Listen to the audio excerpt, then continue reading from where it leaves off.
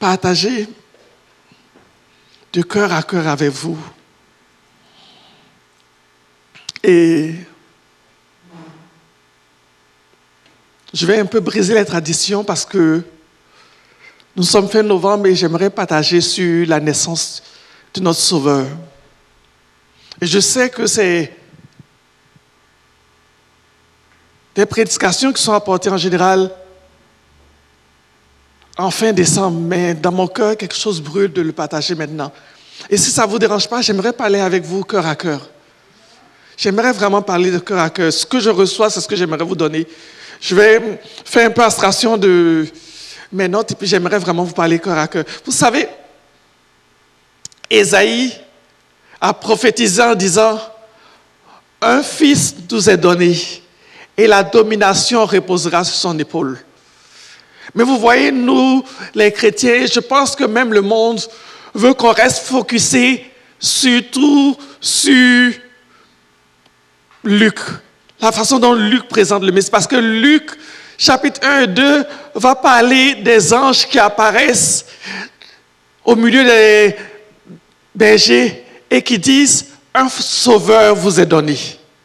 Et c'est vrai, un sauveur nous est donné. Mais j'aimerais que vous réalisiez que pendant que les anges apparaissent dans Luc pour parler aux bergers, pour leur dire « Un sauveur nous est donné ». Ça, c'est ce que Dieu révèle à son peuple. Il dit « Vous recevez un sauveur ». Et c'est vrai, c'est un sauveur. Il dit dans la ville de David, « Un sauveur vous est donné ». Et il y a une joie. Il y a une joie dans le peuple de Dieu de savoir qu'un sauveur nous est donné. Mais regardez ce qui se passe dans le visible, dans le monde spirituel. Lorsque les mages d'Orient, des hommes occultes, reçoivent la révélation du Messie, ils ne voient pas un sauveur. Ce qu'ils voient, c'est un roi s'en vient. Ils disent, le roi des Juifs va naître. Et ce qu'ils voient, c'est la domination. Et regardez ce qui se passe. Lorsque les mages d'Orient arrivent à Jérusalem, ils ne parlent pas d'un sauveur. Ils disent, il y a un roi qui s'en vient. Parce qu'il faut qu'on comprenne. Vous savez, je pense que c'est approprié maintenant de parler de cela. Pourquoi? Parce qu'à partir de début novembre, tout ce qu'on voit dans tous les magasins, c'est le petit Jésus. On parle du Sauveur. Mais il faut que vous compreniez que, alors que Jésus vient, il y a une guerre qui se passe dans l'invisible. Il y a une guerre qui se passe dans l'invisible. Vous savez, il y a une vraie guerre. Parce que lorsque les mages arrivent qui disent que c'est le roi des Juifs qui vient naître, Hérode s'implique dans l'affaire. Parce que, vous savez, ça fait plusieurs fois que j'aimerais que les chrétiens réalisent que Dieu nous a établis comme roi. Et si tu réalises que Dieu t'a établi pour régner, il y a un roi dans ce monde qui ne veut pas que tu règnes. Il y a un Hérode qui ne veut pas que tu règnes. Il y a un Hérode qui ne veut pas que tu règnes. Tu viens, tu t'appelles chrétien, tu viens pour sauver, tu veux que tes amis soient sauvés, tu veux que tes parents soient sauvés. Il y a un roi sur cette terre. Paul l'appelle le prince des airs. Jésus l'appelle Belzébuth, le prince des mouches. Il y a un roi de ce monde qui ne veut pas que tu règnes. Il faut qu'on prenne conscience que alors qu'on rentre et que le monde veut nous enguirlander avec toute la magie de Noël. Et c'est vrai, c'est vraiment comme une sorte de magie pour nous garder comme somnolents, pour que nous ne voyions pas la réalité. La réalité, c'est qu'il y a une guerre qui se passe dans l'invisible. Il y a une guerre qui se passe dans l'invisible. Dès que Jésus vient sur terre, il y a une guerre qui se passe parce que Hérode sait que il y a un roi qui vient contre lui. Et quand tu es chrétien et que tu es conscient que tu règnes, que Dieu t'a établi pour régner, il y a un roi sur ce monde qui ne veut pas que tu règnes. Quelqu'un va se lever contre toi à cause de ce que Dieu a mis sur toi. Et ne pensez pas que ça date d'aujourd'hui, ça date depuis longtemps. Regardez par rapport à Moïse. Le peuple d'Israël se retrouve en Égypte pendant 400 ans, comme Dieu a prophétisé à Abraham. Ce sont des bergers. Ils grossissent, ils se multiplient. Pharaon a une armée. Pharaon détient toute l'Égypte. Pharaon s'est enrichi grâce à Joseph et Pharaon détient toutes les terres d'Égypte. Pharaon est au maximum de sa puissance. Mais lorsque les 400 ans arrivent à terme, Satan sait qu'un sauveur va venir pour faire sortir le peuple d'Israël d'Égypte. Qu'est-ce qu'il fait? Il décide de commencer à faire souffrir le peuple d'Israël. Et qu'est-ce qu'il fait? Il dit aux sages-femmes de tuer, quoi? Pas les filles. Tous les premiers-nés mâles. Pourquoi? Les femmes ne prenaient pas mal. Ce n'est pas parce que les femmes ne sont pas importantes. C'est parce qu'à l'époque, celui qui avait le pouvoir, celui qui avait l'autorité, c'était l'homme. Et Satan s'attaque automatiquement à tout. Vous savez, Satan sait ce que Dieu a mis en toi. Avant que ce que Dieu a mis en toi s'épanouisse, Satan veut le détruire. C'est ce que Satan fait. Satan s'attaque à toi. Beaucoup de chrétiens disent, mais moi je ne sais pas qui je suis, je ne sais pas qu'est-ce que j'ai, je ne comprends pas pourquoi est-ce que j'ai autant d'attaques. Mais parce que Satan voit en toi ce que toi tu ne vois pas. Et l'ennemi voit en toi et l'ennemi s'élève. L'ennemi s'élève, Satan s'élève déjà contre Jésus, le petit bébé. C'est un bébé qui est né, même pas dans un hôpital, même il est né dans une crèche. Il est né, il n'a même pas eu de place dans un hôtel pour naître. Il est né dans une crèche. Son père est un simple charpentier. Ils ne sont même pas riches. Il est né. Mais Satan sait que ce petit garçon-là porte en lui la domination. Parce qu'Isaïe a prophétisé en disant la domination reposera sur son épaule. Et parce que Satan sait cela, Satan s'attaque déjà à lui. Et j'aimerais qu'on réalise que, alors qu'on commence à rentrer dans ce qu'on appelle la magie de Noël, comprenez que derrière, il y a une guerre. Il y a une guerre. Pourquoi? Parce que Satan s'attaque à nous, Satan s'attaque à nos jeunes hommes, Satan s'attaque à tous les semences jeunes en nous pour les détruire. Parce qu'il ne veut pas que tu atteignes le plein potentiel de toi-même. Il veut te détruire alors que tu es jeune, alors que tu as reçu la révélation, alors que ton ministère est jeune, Satan va s'attaquer à toi.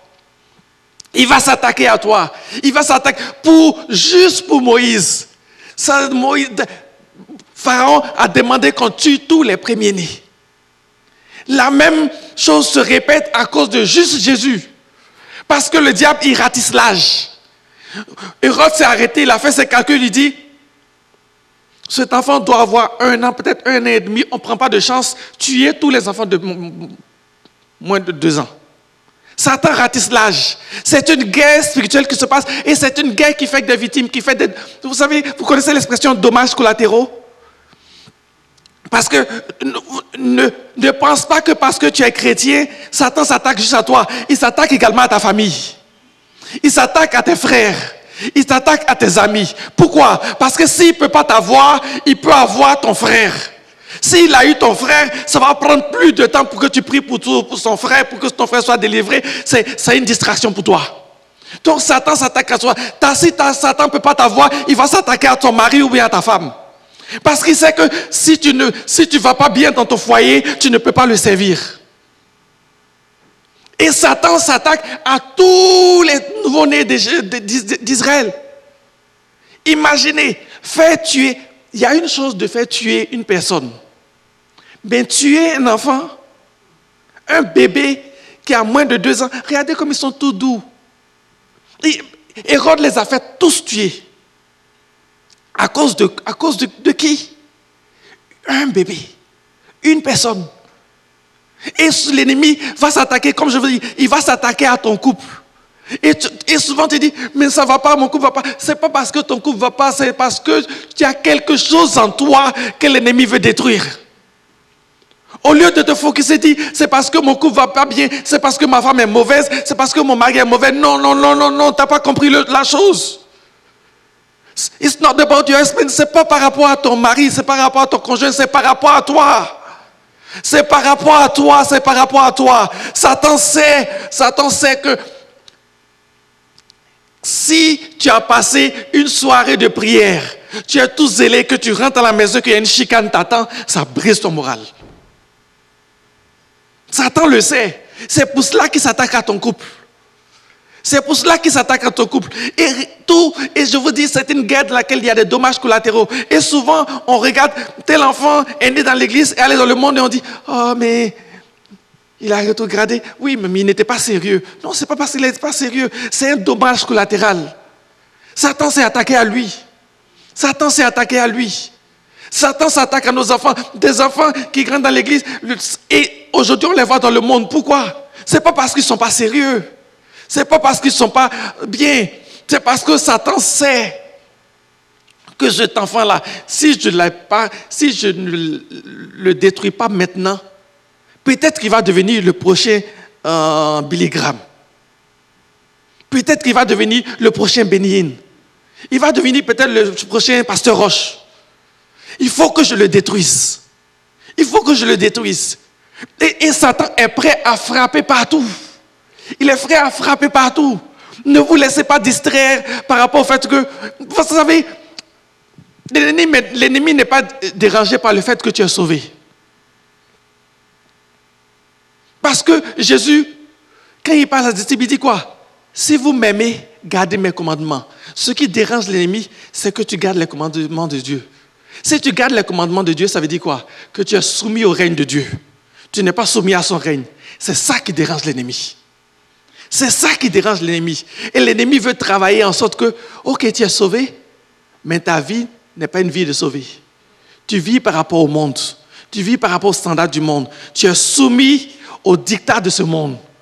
Et si tu es soumis au dictat de ce monde, tu peux venir à l'église tous les jours, tu peux user toutes les chaises, tu peux vider ton compte en banque, en donner ta dîme, mais tu sais que le ciel ne t'appartiendra pas.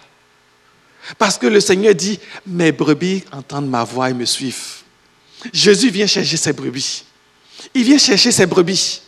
Et Satan sait cela. Vous savez, c'est une bataille de pouvoir. C'est une bataille de pouvoir qui se passe. On rentre dans la période des fêtes, mais réalisez que derrière cette période des fêtes, il y a une vraie bataille de pouvoir qui se passe. Il y a une vraie bataille de pouvoir. Une bataille de pouvoir. Vous savez, ça se passe même financièrement. On arrive à janvier, tout le monde est ruiné. Pourquoi? Parce que les gens ont dépensé à mort pendant le temps de plaisir. L'ennemi a pris tout leur argent. Puis rendu à janvier, tout le monde est ruiné. Et puis l'ennemi est content. Il dit, je les ai eus. Ne pensez pas que c'est innocent tout ce qui se passe. L'ennemi travaille derrière. Et quand on est rendu à janvier, tu ne peux faire aucun projet dans l'église. Pourquoi? Parce que tous les chrétiens sont ruinés. Tous les chrétiens se sont endettés pour la période des fêtes. L'ennemi les a eus. Parce qu'il y a une guerre derrière. Il y a quelque chose qui se passe derrière. Il y a quelque chose qui se passe derrière. Et c'est triste parce que si vous lisez la Bible, il est dit dans Matthieu 2, à partir du verset 18, que lorsque Hérode a fait tuer tous les enfants de moins de 12 ans, il y a une tristesse. Une tristesse, il est dit, Rachel pleure et elle ne veut pas être consolée. Rachel pleure. Pourquoi? Elle pleure parce que c'est une guerre qui a fait des dommages. C'est une guerre qui a fait des dommages. Rachel, c'est qui? Rachel, c'est la bien-aimée de Jacob. Jacob, c'est celui qui est Israël, qui a donné naissance au peuple d'Israël. Et Rachel pleure. Pourquoi Israël pleure? Pourquoi? Parce que l'ennemi a fait des dommages. L'ennemi a fait Combien de mères aujourd'hui pleurent parce que l'ennemi a fait des dommages dans leurs enfants? Combien de mères pleurent en secret parce que l'ennemi a fait de dommages dans leur foyer? Combien de femmes pleurent en secret parce que l'ennemi a fait des dommages? L'ennemi a fait des dommages et elles pleurent, et elles pleurent, et elles pleurent, et elles pleurent. Parce que Satan n'a pas pitié. Satan n'a pas pitié. Il faut qu'on le réalise. Il faut qu'on le réalise. Tu ne peux pas te dire que moi, je suis chrétien, j'aime Jésus, je suis bon. Le combat spirituel, ce n'est pas pour moi.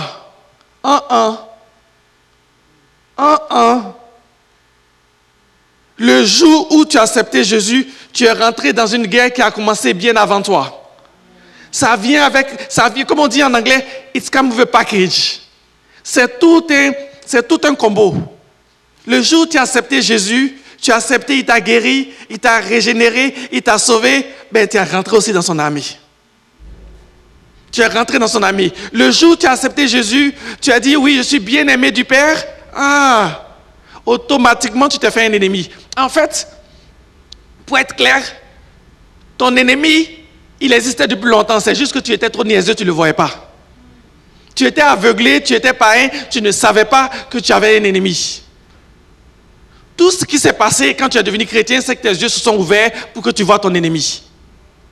Parce que les gens qui sont dans ce monde, qui se suicident, qui souffrent, qui sont pris avec toutes sortes d'addictions, c'est l'ennemi qui les attaque. La différence entre toi et eux, c'est que toi, tu connais l'ennemi en question. Eux, ils ne le connaissent pas. Eux, ils ne le connaissent pas. Et ils sont attaqués, et tu vois des gens qui sont pris dans toutes sortes d'addictions, et ils pensent que le problème, c'est l'addiction. Mais le problème, c'est ce que l'ennemi a fait dans leur cœur. C'est le cœur qui est brisé, qui essaie d'être compensé. C'est pour cela que les gens se donnent à toutes sortes d'addictions. Et tu vois des jeunes qui sont dans la maison, qui se livrent à toutes sortes de choses honteuses comme la pornographie et autres. Et ils pensent que le problème, c'est Internet. Le problème, ce n'est pas Internet. Le problème, c'est ce qui se passe dans ton cœur. Il y a quelque chose que l'ennemi a brisé dans ton cœur. Et tu veux combler ce vide-là. Et tu cherches à combler ce vide-là en allant prendre des choses impures pour combler ce vide. Et ça te souille, mais ça ne comble pas le vide. Mais tu ne sais pas que la vraie solution, la vraie guérison, elle est en Jésus. Elle est en Jésus. Si tu savais que la vraie guérison est en Jésus, au lieu d'aller chercher à te souiller dans toutes ces choses, tu viendrais juste à Jésus. Et lui, il te guérirait. Il te guérirait. Écoutez, aujourd'hui, je parle terre à terre. C'est correct avec vous que je vous parle terre à terre, que je vous parle de cœur à cœur. Vous savez, c'était même pas dans mon message, mais je sens qu'il faut que je le dise. Beaucoup de jeunes, aujourd'hui que je vois, qui ont pris pour eux par rapport à la pornographie, par rapport à la masturbation, ils disent, mais c'est parce que je ne suis pas marié. Quand je vais être marié, je n'aurai pas tous ces problèmes. Tu penses que le mariage libère? Ou est-ce que tu as lu dans ta Bible que le mariage est un moyen de délivrance? Le mariage ne libère pas par rapport à un lien spirituel. Si tu étais menteur, tu te maries, tu deviens un mari menteur. Si tu étais un célibataire menteur, tu te maries, tu es un mari menteur. Si tu étais un célibataire voleur, tu te maries, tu es un mari voleur. Si tu étais un célibataire colérique, tu te maries, tu es un mari colérique. Arrêtez de penser comme cette mentalité catholique, comme le mariage, comme un sacrement. Non, le mariage, c'est une union entre deux personnes. Mais le mariage ne te délivre pas. Si tu es lié par la pornographie, tu vas rentrer dans le mariage lié par la pornographie. Si tu es lié par rapport à n'importe quoi que ce soit par la convoitise, tu vas rentrer dans le mariage lié par la convoitise. Tu as besoin de Jésus. Tu as besoin de Jésus. Et on a chanté aujourd'hui, le Saint-Esprit est là. Le Saint-Esprit est là pour te guérir. Le Saint-Esprit est là pour te libérer. Le Saint-Esprit est là pour te transformer. Tu as besoin de Jésus. Je te prêche l'évangile 1:01. Tu as besoin de Jésus. Tu as besoin de Jésus. Tu as besoin de Jésus. Parce que tout ce que tu vas faire, c'est prendre tes liens de célibataire et rentrer dans le mariage avec tes liens de célibataire. Et la pauvre fille va se retrouver à se battre avec des démons qu'elle n'a même pas, qu'elle ne connaissait même pas. Parce que les gens se marient et puis demain tu te vois, tu te bats avec des choses que tu n'avais même pas dans ta famille. Pourquoi? Parce que l'autre, il est rentré avec. Il n'a pas passé par la croix d'abord. Passe par la croix avant d'entrer dans ton mariage. Parce qu'il y a une guerre, il y a une guerre. Vous savez, on parle de Noël, tout beau, c'est pas beau, il y a une guerre derrière. Il y a des morts, il y a des morts. Quand vous lisez la naissance de Jésus, c'est une naissance qui a été marquée par des morts. Et Rachel pleure. Rachel pleure. Beaucoup de gens sont frappés par l'ennemi. Pourquoi? Parce que l'ennemi a vu ce qu'il y a en eux. L'ennemi, comme je le répète, c'est ce qui brûle dans mon cœur. L'ennemi n'attend pas à ce que tu développes ton potentiel. Il veut te détruire maintenant. Il veut te détruire maintenant. Il veut te détruire maintenant. Pourquoi? Parce que le jour où tu vas être dans ton plein potentiel, tu vas t'attaquer à lui. Tu vas t'attaquer à lui. L'ennemi ne va pas attendre que tu prennes des coups pour savoir comment chasser les démons et autres pour t'attaquer à toi. Il va s'attaquer à toi le jour où tu es devenu chrétien. Et souvent, nous les chrétiens, on se laisse distraire par cela. Mais regardez la vie de Jésus. Regardez la naissance de Jésus. Alors qu'on va rentrer dans décembre et que le monde va essayer de nous troubler en nous faisant croire que tout est beau, tout est beau, tout est beau. Oui, le petit Jésus, la crèche. Non, non, non, non, non. Il y a une guerre derrière. Il y a une guerre pour les enfants de Dieu. Il y a une guerre pour ce que Dieu a appelé. Pourquoi? Parce que si tu sais que tu es enfant de Dieu, si tu sais que Dieu t'a élevé, que Dieu t'a appelé pour régner, un ennemi s'en veut à toi. Un ennemi s'en veut à tes amis. Prie pour tes amis. Prie pour ta famille. Prie pour tes collègues. Prie pour tout ce que tu connais. Parce que l'ennemi va s'attaquer à eux. L'ennemi va s'attaquer à eux pour t'avoir toi. Pour t'avoir toi, l'ennemi va s'attaquer à eux tous. L'ennemi va s'attaquer avec tous. Et ça fait depuis 2 semaines que je suis, dans mon cœur, je suis contré. Quand je prie, que je pense à tous ces jeunes qu'on a tantôt vus dans l'église. Et puis un jour, ils sont retrouvés dans le monde. Puis c'est fini. Mais non, c'est pas fini. C'est pas fini. Parce que pour tout, une chose que j'aimerais dire, c'est que l'ennemi s'est attaqué à plusieurs personnes. Hérode a voulu tuer tous les enfants de moins de 2 ans, mais il n'a pas pu tuer Jésus. Il n'a pas pu tuer Jésus. Il avait une armée, il avait des soldats. Joseph et Marie n'avaient pas d'armée, ils n'avaient pas de soldats, mais ils ont pu lui échapper. Alors sache, toi qui m'entends, que quel qu'en soit ce que l'ennemi met contre toi, il ne pourra pas te détruire. Il se lève contre toi, c'est vrai. Il met tous ses pouvoirs contre toi. Il met sous ton armée contre toi. Mais il ne va pas te détruire si tu t'attaches à Dieu. Si tu t'attaches à Dieu, il ne va pas te détruire. Parce que la Bible dit que, divinement avertis, Marie et Joseph se sont enfuis pour aller en Égypte. Dieu va te donner les moyens d'échapper à l'attaque de l'ennemi. Dieu va te donner les moyens d'échapper à l'attaque de l'ennemi. En fait, il va te donner non seulement les moyens spirituels, mais il va te donner également les moyens financiers. Parce que les mages d'Orient qui sont venus voir Marie et Joseph leur ont apporté quoi? De l'or, de l'encens et de la myrrhe. Dieu va pouvoir à toi, même financièrement, pour que tu puisses échapper à l'ennemi. Tout ce qu'il faut, c'est que tu payes le prix. Est-ce que vous comprenez ce que dit? Dieu va pouvoir pour que tu échappes, mais il faut payer le prix. Pourquoi? Parce que pour échapper à l'ennemi, souvent ça prend que tu acceptes de laisser tomber certaines choses, que tu abandonnes là où tu étais. Pour échapper à l'ennemi, Joseph et Marie ont dû fuir en Égypte. Il y a des chrétiens qui vont être délivrés s'ils acceptent de laisser tomber l'endroit où ils sont. Quand je dis l'endroit où ils sont, ça peut être matériellement, mais ça peut être également spirituellement. Souvent, ta délivrance va venir parce que tu vas laisser tomber certains amis. Il y a certains chrétiens pour lesquels on va beau prier. Le pasteur a prié pour toi, chasser les démons. Tu as été libre, mais tu es retourné à ce même ami qui a le même péché. Ton ami d'enfance a le même péché que toi. Le pasteur a prié, tu as été délivré. Et tu vas le voir, tu vas hang out avec lui pour les mêmes péchés. Et tu es surpris qu'une semaine après, tu as prié avec le même lien encore. Et tu dis, ça ne marche pas. C'est pas que ça ne marche pas. Tu n'as pas compris ce que Jésus a dit? Quand on chasse un démon, il tourne dans les lieux arides, il vient voir si la place est encore libre. On a chassé ton démon, tu es sorti. Au lieu de remplir cette place du Saint-Esprit, tu es retourné vers Johnny qui est pris avec la drogue. Tu es allé t'asseoir et lui passer toutes les soirées avec lui.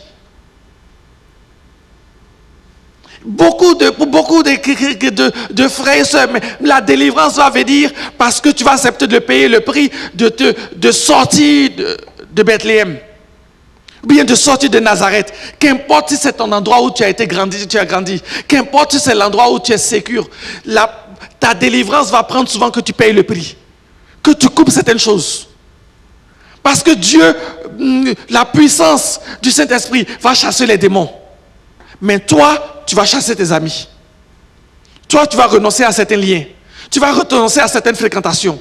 Tu vas renoncer à certains endroits. Tu vas renoncer même à certains films. Parce que, tu sais que tu as des problèmes de choses, de convoitise. Pourquoi tu regardes des films avec des femmes nues? Pourquoi? Tu cherches quoi? Tu nourris la bête? Tu nourris la bête, c'est tout ce que tu fais. Tu nourris la bête, elle grandit. Et tu es surpris que la bête est toujours forte, qui te tente toujours. Pourquoi? Soyons sages. Et vous savez, souvent, on pose des actes qui ne font pas de sens et on dit, ça marche, l'église ne marche pas. Ce n'est pas l'église qui ne marche pas. Si tu vas à l'hôpital, qu'on te donne un médicament pour prendre, que tu ne le prends pas, ce n'est pas le médecin qui a un problème, c'est toi. Parce qu'il y a une posologie. L'évangile est clair. L'évangile dit de vivre de cette façon. Vis de cette façon. Si tu vis autrement, ne t'attends pas à ce que les résultats soient différents. Ce qu'un homme sème, c'est ce qu'un homme récolte. Et j'aimerais tellement qu'on embrasse cela. La bonne nouvelle, c'est que, quelle qu'en soit la puissance de l'ennemi, Dieu va nous délivrer. Mais sommes-nous prêts à payer le prix de cette délivrance? Sommes-nous prêts à payer le prix de cette délivrance? Sommes-nous prêts à payer le prix de cette délivrance? Parce que la délivrance coûte cher. La délivrance coûte cher. Elle coûte cher pour celui qui délivre, elle coûte cher pour celui qui est délivré également. Le peuple d'Israël a été délivré d'Égypte. En une nuit, ils ont dû faire leur bagage sortir d'Égypte. En une nuit, ce n'était pas une affaire de dire, on va sortir d'Égypte dans 2 mois, prenez votre temps pour dire au revoir à vos voisins, arrangez vos affaires. Non, en une nuit, les premiers-nés d'Égypte sont morts. C'était out, dehors. Qu'importe si tu n'as pas fait tout ton meuble, dehors, on s'en va. Vous croyez que c'est pour cela que quand ils sont allés dans le désert, certains en voulaient à Moïse? Parce qu'en une nuit, 400 ans, imaginez, tes arrière-grands-pères ont vécu dans un endroit 400 ans, on te demande de quitter l'endroit en une nuit. C'est comme quand il y a eu comme les inondations en Colombie-Britannique, là, en une nuit, des gens sont sortis de chez eux. Tu sors de chez toi en une nuit, tu ne prends pas tout. Tu laisses plein d'affaires. La délivrance coûte cher. La délivrance coûte cher. Est-ce qu'on est prêt à payer le prix de notre délivrance? Est-ce qu'on est prêt à payer le prix de notre délivrance? Parce que Jésus a payé le prix. Jésus a payé le prix de notre délivrance. Le Saint-Esprit est là dans sa puissance pour nous libérer. Sommes-nous à faire notre part et à payer le prix de notre délivrance? Sommes-nous prêts à payer le prix de notre délivrance? Sommes-nous prêts à payer le prix de notre délivrance? Il y a une guerre. Il y a une guerre, mes frères, il y a une guerre, mes amis. Et j'aimerais tellement qu'on soit conscient de cette guerre. Qu'on soit conscient de cette guerre. Qu'on soit conscient que la vie chrétienne, oui, elle est belle. La vie chrétienne, elle est agréable. La vie chrétienne, elle est joyeuse. Mais c'est une guerre. C'est une guerre. C'est une guerre. On rentre dans la période des fêtes. Moi, je dis on rentre dans la période de la guerre. On rentre dans la période de la guerre. Pourquoi? Parce que, regardez, beaucoup de chrétiens disent qu'on ne devrait pas célébrer Noël parce que c'est une fête païenne. Et quelque part, ils ont sûrement raison. Beaucoup de choses qui sont attachées à Noël aujourd'hui, le sapin, le Père Noël et autres, ne sont pas de Dieu. Je suis d'accord avec vous. Je suis d'accord avec vous, 100%. Mais je sais que Paul dit, prêche l'évangile en toute occasion, bonne ou mauvaise. Il y a des gens qui n'iront jamais à l'église, sauf en Noël. Il y a des gens qui ne mettront jamais pied dans une église, sauf le 24 décembre. Pour cette minorité-là, on peut parler de Dieu. Pour cette minorité-là, il faut qu'on fasse tout pour parler de Dieu. Cette minorité, c'est la période de l'année où on a l'occasion de parler de Dieu en masse. Pourquoi? Parce qu'on parle de la... Regardez le monde. On a enlevé Jésus. Le monde veut gommer Jésus de Noël. On veut gommer Jésus de Noël. Dans toutes les annonces, on ne met plus Christmas. C'est Happy Holiday. On veut gommer Jésus de Noël. Mais nous, les chrétiens, on va parler de Jésus en Noël. On va parler de Jésus en Noël. On ne va pas laisser le monde prendre le pas sur quelque chose qu'on peut prendre pour célébrer Dieu. Et c'est le moment de parler de Dieu. De dire aux gens qu'ils ont un sauveur. De dire aux gens que Dieu est venu pour eux. Que tout ce que vous célébrez là, il y a un prix à payer. Que Jésus est mort pour eux. Que Jésus est mort pour eux. Profite de cette période pour inviter des amis chez vous et parle-leur de ton Messie. Parle-leur du Messie qui est né. Parle-leur du Messie. Parle-leur d'un sauveur. Parce que c'est ça le but. C'est ça le but. C'est ça le but. Ça a coûté trop cher.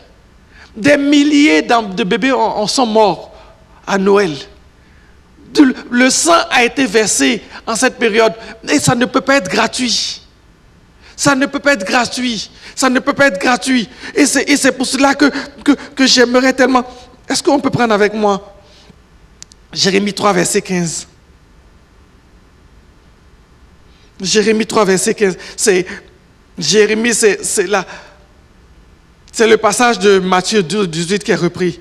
Dans Jérémie 3, verset 15. Il est dit, Rachel pleure.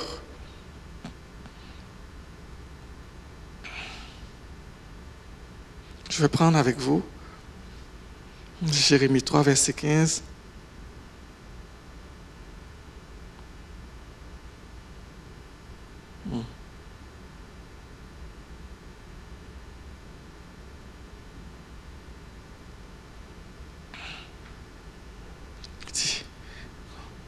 Ça reprend exactement Matthieu 12 qui dit Rachel pleure et elle ne veut pas être consolée. Parce que chaque fois qu'il y a une période de fête, il y a des pâtés. Et beaucoup de gens payent le prix. Beaucoup de jeunes payent le prix. Dans cette période de fête qui s'en vient, certains jeunes qui n'ont jamais goûté à la drogue vont être tentés par rapport à la drogue. Pourquoi? Parce que c'est la fête. C'est la fête. C'est la fête, c'est la période de fête. Les gens veulent s'amuser. Et principalement au Québec, les gens veulent s'amuser. On a vécu 1 an, 2 ans de confinement. Mais les gens veulent s'amuser. Les gens veulent s'amuser. Les gens veulent s'amuser. Et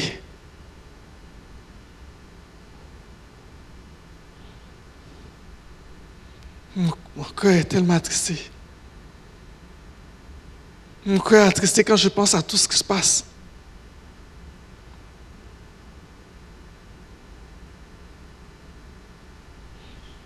Mon cœur est attristé parce que chaque fois qu'on parle de fête, beaucoup de jeunes tombent. Beaucoup de jeunes tombent. Beaucoup de jeunes tombent dans la drogue. Beaucoup de jeunes tombent dans l'alcoolisme. Beaucoup de jeunes filles se font abuser pendant les parties et autres. Pourquoi? Parce qu'on voit des fêtes. Mais derrière les fêtes, l'ennemi voit une guerre. L'ennemi voit une guerre.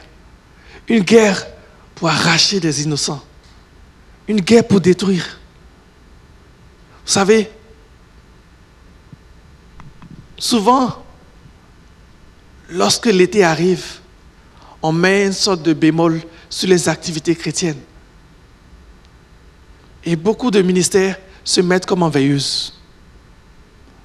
Et c'est triste parce que c'est en été souvent qu'il y a le plus grand nombre de festivals. Et souvent, c'est en été que les gens vont en vacances. Ce qui est triste, c'est que tous ces gens qui vont en vacances, souvent, qu'ils reviennent en septembre, ils reviennent liés, ils reviennent démolis. Et il y a un gros travail à faire dans l'église pour rattraper, pour recoller les morceaux. Pourquoi? Parce que nous, on voit la fête. mais l'ennemi voit une guerre. Et ma prière pour vous, c'est que vous ne vous laissez pas tromper par l'ennemi. Lorsqu'on dit que c'est de la fête, ce n'est pas une fête, c'est une guerre. C'est une guerre.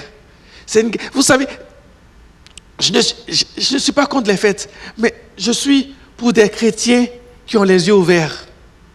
Lorsque le peuple d'Israël s'est retrouvé dans le désert et que Moïse allait sur la montagne, la Bible dit que lorsqu'ils ont fait le veau d'or, ils se sont mis à se réjouir. Mais lorsqu'ils se sont mis à se réjouir, qu'est-ce qu'ils se sont fait? Ils se sont livrés à la débauche.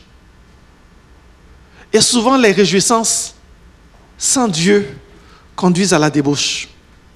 Chaque fois que le monde se met à se réjouir sans Dieu, on tourne à la débauche. On tourne à la débauche. Et ma prière, c'est qu'on prenne conscience. Qu'on prenne conscience que l'ennemi travaille. L'ennemi travaille. L'ennemi travaille pour détruire. Mais Dieu est avec nous. Dieu est avec nous. Dieu est avec nous. Dieu est avec nous.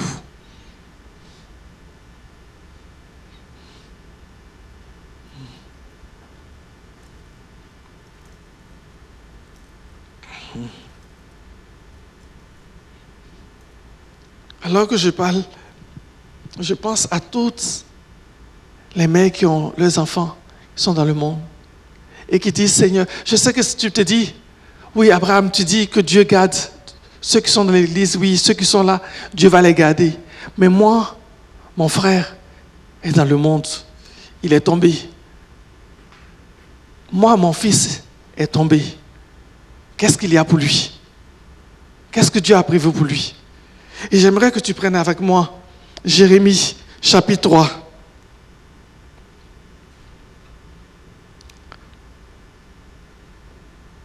À partir du verset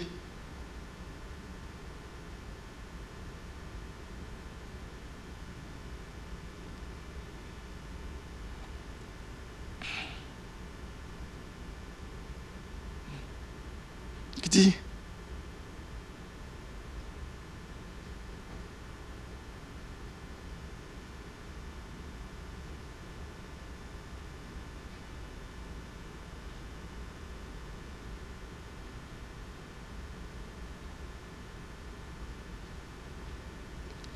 À partir du verset 12, il dit, va, crie ces paroles vers le centurion, dit, reviens fidèle, dit Israël, et je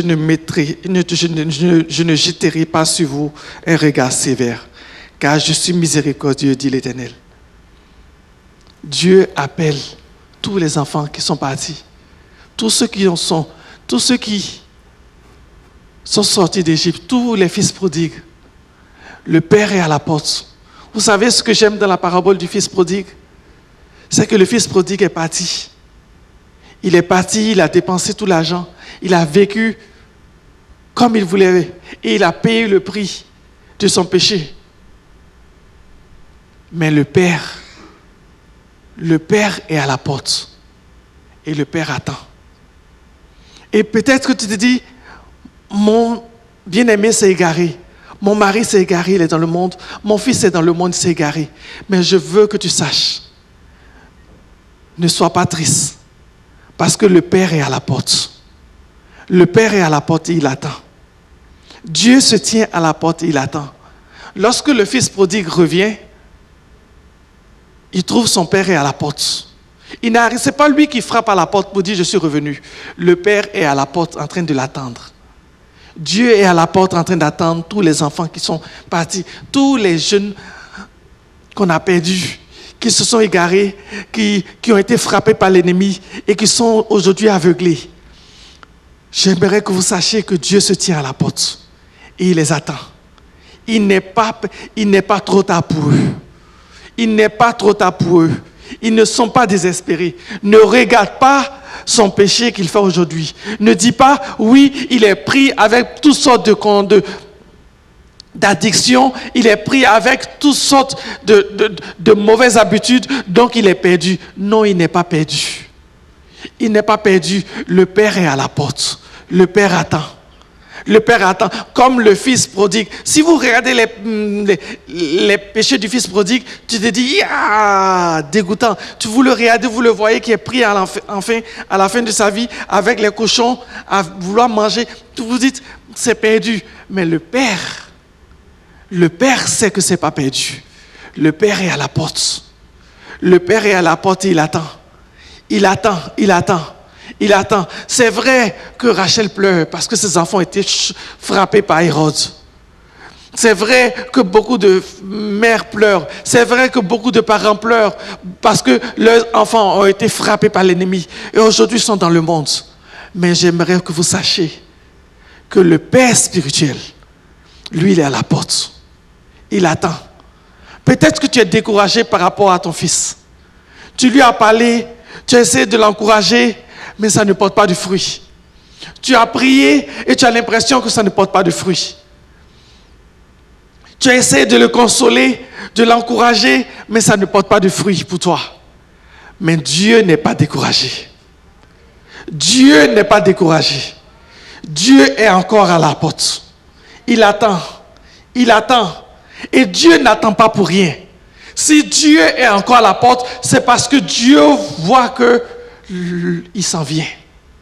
Il s'en vient. Peut-être que pour toi, il a encore pris avec les prostituées. Mais Dieu attend encore. Sois patient. Il va être pris avec les prostituées. Après, il va être pris avec les cochons. Mais il va revenir. Il va revenir peut-être sale, mais il va revenir.